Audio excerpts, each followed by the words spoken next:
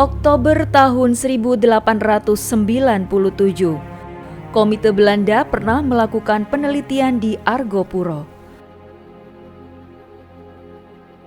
Mereka terdiri dari J.L. Van Hennep, asisten residen Bangkalan, Dr. J. Gromen, dokter Belanda, penulis budaya dan arkeologi Jawa, Dr. P. Ew Pletiu, Kepala Dinas Kesehatan Militer Divisi 3 Jawa, Dr. Herman Tenket, penjelajah ilmuwan dunia,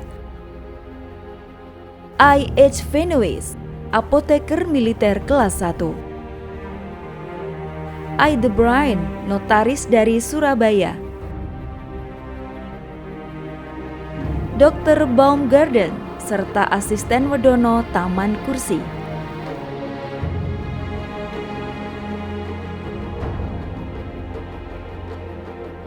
Jauh sebelum era kemerdekaan Republik Indonesia, itulah kali pertama dan terakhir penelitian dan eksplorasi Hyang Argopuro dilakukan.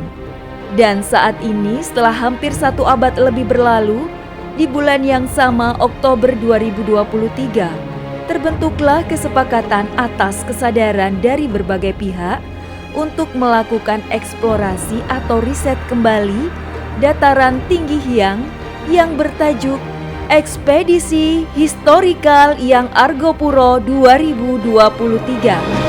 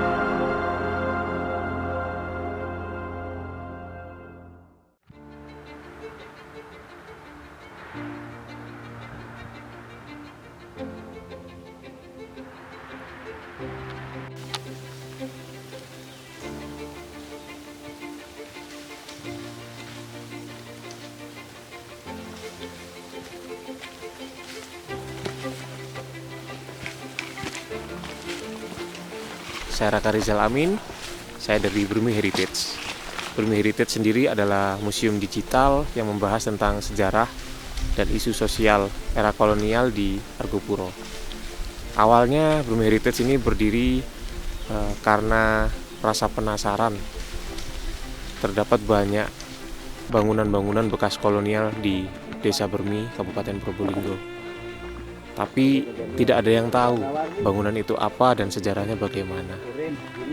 Perlahan kami mulai menyusun puzzle dan mengumpulkan puzzle-puzzle sejarah yang ada di Desa Bermi, sehingga terkumpullah banyak-banyak cerita sejarah di Desa Bermi era kolonial, dan memutuskan untuk membuat satu lini masa yang berjudul Bermi Heritage. Matahari masih nyoroti puncak-puncak gitu.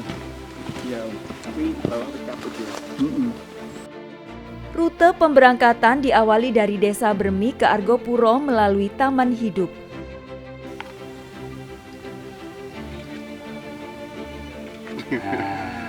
Sebuah danau yang terbentuk dari hasil aktivitas gunung berapi dan berada di ketinggian 1980 meter di atas permukaan air laut.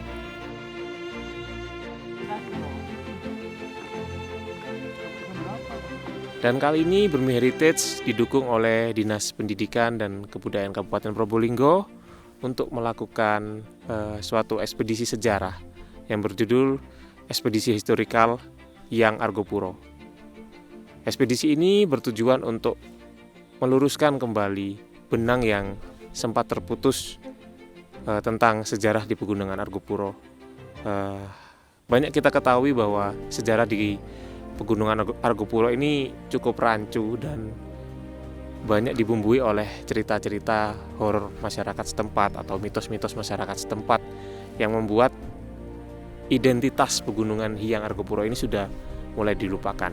Hilangnya identitas di pegunungan Argopuro ini juga berdampak kepada kelestarian situs-situs di pegunungan Argopuro. Banyak pendaki-pendaki atau pengunjung yang mengira situs-situs tersebut adalah hanya bongkahan batu biasa. Mereka juga banyak melakukan vandalisme dan perbuatan yang sebenarnya secara tidak langsung bisa merusak situs tersebut. Hal itu disebabkan karena ketidaktahuan dan kurangnya informasi yang ada di situs puncak tersebut. Oleh karena itu, Dinas Pendidikan dan Kebudayaan Kabupaten Probolinggo bersama Brumi Heritage ingin meluruskan sejarah tersebut sehingga kedepannya nanti ketika identitas pegunungan Hyang itu sudah kembali dan sudah diketahui apa sih situs tersebut peninggalan siapa dan sebenarnya puncak atau beberapa situs di puncak Arca, puncak Argopuro itu sudah diketahui. Nah, kita bisa mendapatkan kembali identitas pegunungan itu dan kedepannya yang diharapkan adalah situs-situs tersebut kalau bisa tetap terjaga dan semoga bisa menjadi cagar budaya di Kabupaten Probolinggo.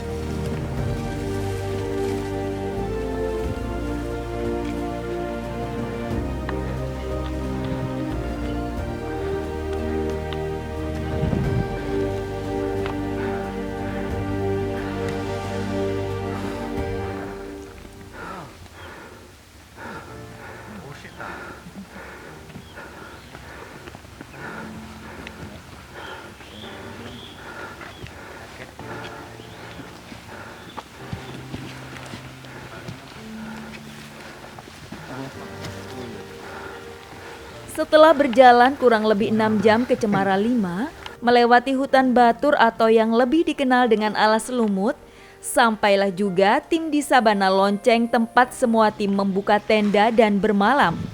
Sebuah trek pendakian terpanjang di Pulau Jawa, kurang lebih sekitar 63 km.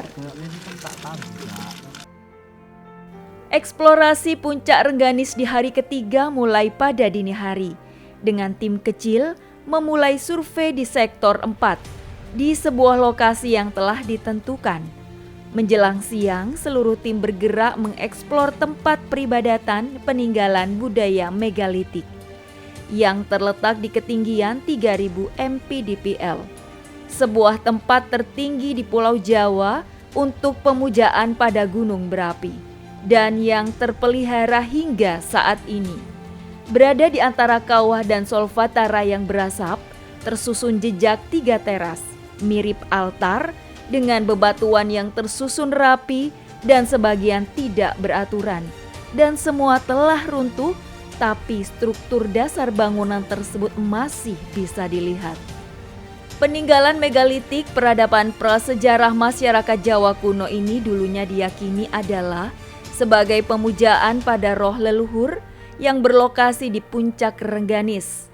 Tempat ini diperkirakan sebagai pusat pendidikan agama, semacam mandala atau kedewaguruan dengan bukti, pagar bangunan yang luas, pondasi batu, menhir batu, tradisi khas megalitik, gapura megalitik, serpihan tembikar, situs kolam tada hujan dan situs sumur.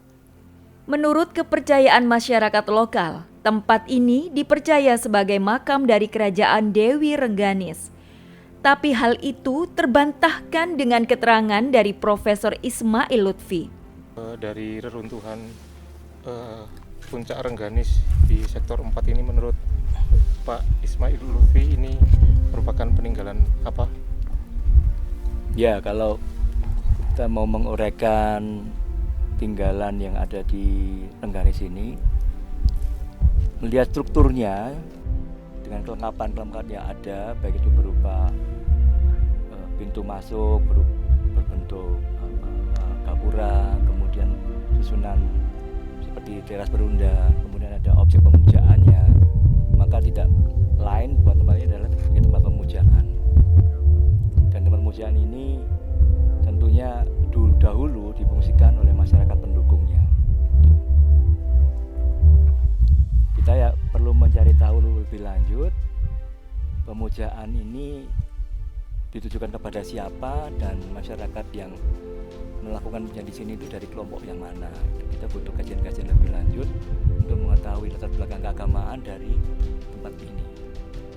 Jadi kita membutuhkan dukungan data lain-lain, baik itu data artefaktual, ikonografi maupun data tekstual, agar upaya kita untuk mengambil simpulan terhadap fungsi dari Puncak Rengganis ini semakin bisa dipertanggungjawabkan secara akademik. Kalau apa bisa ditafsirkan tahun pembuatan atau terbentuknya peradaban di Puncak Rengganis ini? Ya, kalau dari kecenderungan pola pembangunan bangunan suci di daerah gunung, kemungkinan memang ini sejaman dengan apa yang sudah kita dapatkan juga di gunung-gunung yang lain. Utamanya pemujaan kepada maksud saya bangunan suci untuk pemujaan di gunung itu marak dibangun pada periode Majapahit, baik itu pada periode awal Majapahit maupun sampai dengan akhir Majapahit, jadi abad 14, 15 sampai 16 Masehi. Hanya untuk Rengganis kita tidak mempunyai dukungan data yang absolut pada abad berapa kita bisa mengatakan Rengganis dibangun dan digunakan. Kita mungkin bisa menggunakan cara pandang dengan cara analog atau membandingkan dengan teman-teman di sekitar Rengganis, kemudian Argopuro dan Gunung Hyang. Barangkali itu membantu kita untuk memberikan pertanggalan yang hampir sama, karena ketiga lokasi ini kan berdekatan. Salah satu yang sudah kita peroleh data tekstualnya berupa angka tahun itu ada di bagian puncak Gunung Hyang, di mana ada sebuah pahatan ikonografi di sana, dan di bagian bawahnya terdapat angka tahun. Dan angka tahun ini sudah terbaca dengan sangat jelas, itu adalah angka tahun 1371 Saka. Artinya itu masuk pada periode awal abad 15 Masehi. Jadi kalau kita menggunakan cara pandang apakah ketiga lokasi ini sejaman dengan itu, maka ya ring waktu yang bisa terapkan untuk wilayah Gunung Hyang, kemudian Rengganis dan Argopuro itu sekitar abad 14-15 Masehi. Baik Pak, kalau melihat di sini banyak batuan-batuan runcing yang seolah berbentuk seperti batu nisan, dan hal itu banyak disalahartikan oleh beberapa kalangan masyarakat. Nah, kalau menurut Bapak itu peninggalan megalitik atau suatu peninggalan era tertentu atau seperti apa? Ya, kita sekarang bicara dalam konteks artefak ya. Jadi artefak berupa batu-batu runcing yang sebenarnya itu dalam konsep arkeologi sering disebut sebagai menhir atau batu menhir. Dan batu menhir itu dalam konteks Jawa Timur khususnya tidak selalu harus dialamatkan pada masa prasejarah. Mengapa demikian? Karena batu menhir yang ada di wilayah Jawa Timur itu banyak yang tetap digunakan oleh masyarakat pada masa Hindu-Buddha, tapi mereka adalah masyarakat Hindu-Buddha yang meneruskan tradisi megalitik. Jadi pertanggalannya adalah pertanggalan masa Hindu-Buddha, tapi tradisinya tradisi megalitik yang mereka dapatkan dari orang-orang terdahulu. Dan ini banyak sekali didapatkan di wilayah Jawa Timur, baik itu di wilayah Bondowoso, kemudian Jember, Lumajang, Probolinggo, bahkan sampai di Banyuwangi. Jadi tradisi megalitik dalam hubungannya dengan leluhur, dengan soal kematian, itu adalah bagian yang melekat pada masyarakat di Jawa Timur pada masa Hindu-Buddha, walaupun tampilan fisiknya itu seolah-olah seperti tinggalan dari masa prasejarah. Jadi kita menggunakan redaksinya adalah sebagai sebuah tradisi megalitik, bukan tinggalan dari masa megalitik. Siap. Kalau kita melihat literasi Belanda dalam puncak di Argopuro, khususnya Rengganis, itu ada dikelompokkan menjadi 12 sektor.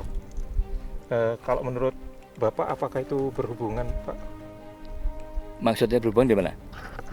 Berhubungan antara satu Antar sektor dan oh sektor iya yang lain. ya, menurut saya memang sangat mungkin antar sektor itu berhubungan, hanya kita perlu mencari konteks hubungannya itu apa. Apakah hanya hubungan karena kesamaan wilayah saja, apakah hubungan secara kultural, kemudian hubungan secara religi, dan hubungan secara sosial gitu ya. Kita perlu mengkaji itu secara mendalam, karena ada kemungkinan setiap petak-petak yang ada atau sektor yang ada di wilayah Argopuro itu peruntukannya tidak untuk setiap orang, tapi bisa juga saya bayangkan bagaimana kita melihat atau kita pergi ke Bali. Di sana kita melihat ke Pura Besakih, itu pura besar di mana setiap bagian dari pura itu yang boleh untuk melakukan ritual di sana adalah kelompok tertentu. Tidak setiap orang boleh masuk sembarang pura di sana. Sangat mungkin pola-pola itu juga berasal juga dari periode yang ada di wilayah Argopuro ini. Perjalanan dilanjutkan ke puncak tertinggi, di antaranya pegunungan yang Argopuro 3088 mPDPL. Selain ditemukan triangulasi sisa pemerintahan Belanda, di atas sana juga ditemukan reruntuhan candi yang kondisinya sudah tidak utuh lagi. Oke Prof, ini di situs di puncak Argopuro kita menemukan serpihan-serpihan batu. Ya. Menurut Profesor, ini serpihan-serpihan apa gitu? Ya baik. Melihat dari penampilan fisik batu-batu yang ada di puncak Argopuro ini, ternyata tidak meragukan bagi saya bahwa ini adalah bagian dari sebuah bangunan keagamaan dari masa hidup Buddha yang sering kita sebut sebagai candi. Sejumlah batu yang ada di sini masih menunjukkan jejak-jejak bangunan candi itu, mulai dari bentuk berupa batu polos yang memang sengaja dibentuk, kemudian hubungan antara satu batu dengan batu yang lain. Yang kedua, ada sejumlah batu yang memiliki ornamentasi walaupun sudah aus. Yang ketiga, ada temuan serpian-serpian fragmen arca.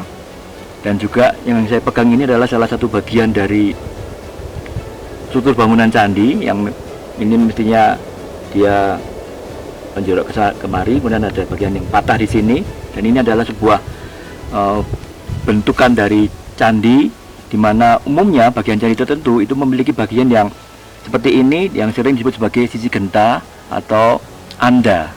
Nah, tentu saja kalau kita melihat perpaduan antara karakter dan batu-batu candi yang ditemukan di sini, kita mulai mendapatkan gambaran latar belakang agama apa yang ada di candi di puncak Argopuro ini.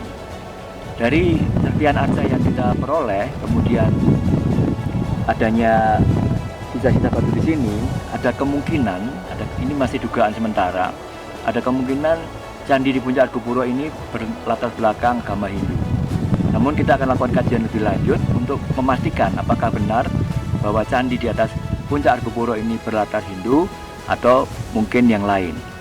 Namun paling tidak, dengan sebaran dan jumlah batu andesit yang ada di puncak Gunung Argopuro ini, kita bisa memastikan bahwa dahulu di tempat ini didirikan sebuah bangunan keagamaan pada ketinggian yang sangat luar biasa, yaitu pada ketinggian 3088 mdpl. Demikian sepintas dari saya terkait dengan adanya sisa-sisa reruntuhan candi yang ada di puncak Gunung Argopuro. Yang saya pegang ini adalah bagian dari struktur bangunan candi yang sering disebut dengan istilah antepik. Di bagian sudut biasanya berupa segitiga, tapi ini patah sebagian kirinya, dan di bagian tengah terdapat ornamentasi di sini. Ini adalah salah satu bagian atau komponen bagian candi yang lazim ditemukan pada candi-candi bernuansa baik Hindu maupun Buddha. Perjalanan dilanjutkan menyusuri pegunungan bukit menuju puncak Hyang. Di tempat ini juga tak kalah menakjubkan, karena sepanjang jalan ditemukan bongkahan batu andesit ukuran besar-besar, lengkap dengan jejak pahatan dan garis-garis untuk siap-siap dipotong. Yang paling menarik dari semua itu adalah ditemukannya patung yang terkubur setengah badan dan tim berhasil membaca tahunya, seperti yang disampaikan Profesor Ismail Lutfi.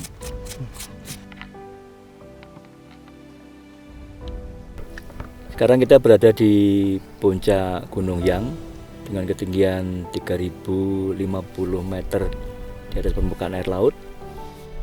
Di puncak Gunung Yang ini ternyata masih terdapat tinggalan arkeologi yang sangat berharga.